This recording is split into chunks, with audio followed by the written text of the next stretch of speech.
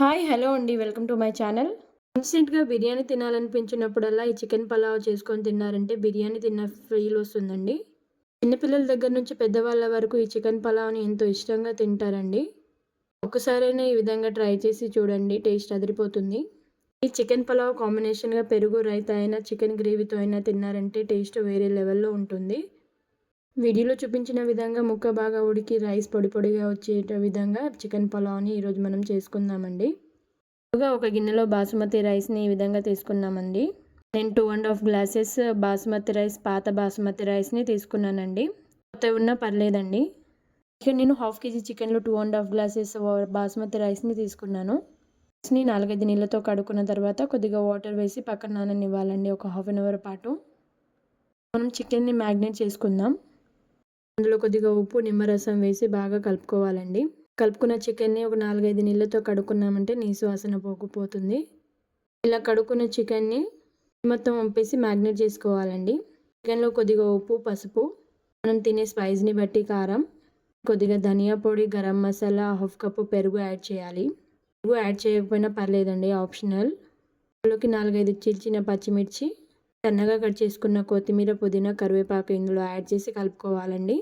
ఇలా మ్యాగ్నేట్ చేసుకున్న చికెన్‌ని ఒక హాఫ్ అన్ అవర్ పాటు ఫ్రిడ్జ్‌లో ఉంచుకున్నామంటే మసాలా గాని ముక్కలకి బాగా పడుతుందండి. హాఫ్ అన్ అవర్ పక్కన ఉంచుకున్న తర్వాత ఇలా మళ్ళీ ఒక విధంగా కలుపుకొని పక్కన ఉంచుకోవాలి.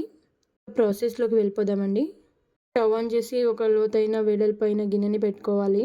ఇలా లోతైన వెడల్పైన గిన్నెని పెట్టుకోవడం వల్ల చికెన్ పలావ్ పొడి పొడిగా వస్తుంది. అందులో కొద్దిగా నెయ్యి అయినా, ఆయిల్ అయినా వేసుకోవాలి. నేను 2 కొద్ది కొద్దిగా వేసుకున్నానండి. ఆయిల్‌లోనే సన్నగా కట్ చేసుకున్న కొత్తిమీర, పుదీనాను వేయడం వల్ల టేస్ట్ బాగుంటుంది. అందులోనే సన్నగా కట్ చేసిన పచ్చిమిర్చి, ఆనియన్స్‌ని వేసుకొని బాగా గోల్డెన్ బ్రౌన్ కలర్ వచ్చేంత వరకు మగ్గనివ్వాలి. ఆనియన్, పచ్చిమిర్చి గోల్డెన్ బ్రౌన్ కలర్‌లో రాగానే అల్లం వెల్లుల్లి పేస్ట్ వేసి పచ్చివాసన పోయేంత వరకు కలుపుకోవాలి. మరీ ఎక్కువగా అల్లం వెల్లుల్లి పేస్ట్‌ని మాడనివ్వకండి. తర్వాత మనం ముందుగానే మ్యాగ్నేట్ చేసి ఒక హాఫ్ అన్ అవర్ పక్కన ఉంచుకున్న చికెన్‌ని ఇందులో కొద్ది కొద్దిగా యాడ్ చేసి కలుపుకోవాలండి. ఇలా కొద్ది కొద్దిగా వేసుకోవడం వల్ల అడుగంటకుండా ఉంటుంది. ఇలా వేసుకున్న చికెన్‌ని ఒక 5 మినిట్స్ పాటు ఆయిల్‌లోనే ఫ్రై చేయాలండి. చికెన్ ముక్కల్ని ఆయిల్‌లో ఫ్రై చేయడం వల్ల టేస్ట్ బాగుంటుందండి. చికెన్ ముక్కల్ని ఆయిల్‌లోనే ఒక 10% వరకు ఉడకనివ్వాలి. వీడియోలో చూపించిన విధంగా చికెన్‌లో నుంచి ఆయిల్ పైకి రాగానే కొద్దిగా కలిపేసి మూత పెట్టుకోవాలండి. మధ్య మధ్యలో అడుగంటకుండా ఇలా వీడియోలో చూపించిన విధంగా మూత తీసి కలుపుకోవాలి. మరీ ఎక్కువగా కలుపుకోకూడదండి. చికెన్ ముక్కలు విరిగిపోతాయి. చికెన్‌ని ఆయిల్‌లో ఒక 10% ఉడికిన తర్వాత ఒక చిన్న సైజ్ టమాటాని సన్నగా కట్ చేసి చికెన్‌లో వేసి కలుపుకోవాలండి. టమాటా ఆప్షనల్ అండి. పెరుగు యాడ్ చేస్తే టమాటా యాడ్ చేయకూడదు. టమాటా యాడ్ చేసి పెరుగు యాడ్ చేయకూడదు, ఆప్షనల్. నేను 2 వేసుకున్నానండి. ముక్కలు బాగా మగ్గిన తర్వాత మనం ఏ గ్లాస్‌తో అయితే రైస్‌ని తీసుకున్నామో అదే గ్లాస్ తోటి డబల్ క్వాంటిటీలో వాటర్‌ని తీసుకోవాలండి. నేను 2½ గ్లాసెస్ రైస్ తీసుకున్నాను కాబట్టి 4½ గ్లాసెస్ వాటర్‌ని తీసుకున్నాను. వాటర్‌లోనే కొద్దిగా ఉప్పుని యాడ్ చేయాలి. వేసిన తర్వాత కొద్దిగా కలిపేసి మూత పెట్టి మసలనివ్వాలి వాటర్‌ని.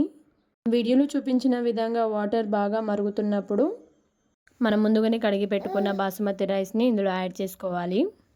నీళ్ళు ఇలా వీడియోలో చూపించిన విధంగా బాగా మరుగుతున్నప్పుడే మనం ముందుగానే కడిగి పెట్టుకున్న బాసుమతి రైస్‌ని ఇందులో యాడ్ చేసుకోవాలి. వాటర్ మరగకుండా రైస్ యాడ్ చేస్తే టేస్ట్ పోతుందండి. రైస్ యాడ్ చేసిన తర్వాత ఉప్పు సరిపోయిందా లేదా అని చెప్పేసి కొద్దిగా ఉప్పుని యాడ్ చేయాలి. రైస్ యాడ్ చేసిన తర్వాత వీడియోలో చూపించిన విధంగా ఒకసారి కలుపుకోవాలి. వాటర్‌లోనే సన్నగా కట్ చేసుకున్న కొత్తిమీర, పుదీనాని పైనుంచి యాడ్ చేయాలి. ఇలా కొత్తిమీర, పుదీనా పైనుంచి యాడ్ చేయడం వల్ల బిర్యానీ ఫ్లేవర్ వస్తుందండి. ఇలా యాడ్ చేసిన తర్వాత ఒకసారి వీడియోలో చూపించిన విధంగా కలుపుకొని మూత పెట్టుకోవాలండి. మూత పెట్టుకున్న తర్వాత మధ్యలో తీసి రైస్ ఉడికిందా లేదా అని చెప్పేసి చూడాలి. ఇలా వీడియోలో చూపించిన విధంగా కొద్దిగా రైస్ తీసుకొని నొక్కి చూసినామంటే ఇక్కడ నాకు రైస్ బాగా ఉడికిందండి. పలావ్ ఈ స్టేజ్‌లో ఉన్నప్పుడే పైనుంచి కొద్దిగా నెయ్యిని యాడ్ చేయాలి. నేనైతే ప్యాకెట్ నెయ్యిని యూజ్ చేస్తున్నానండి. ఇంట్లో ఉన్న నెయ్యిని యాడ్ చేసినా కూడా పర్లేదు.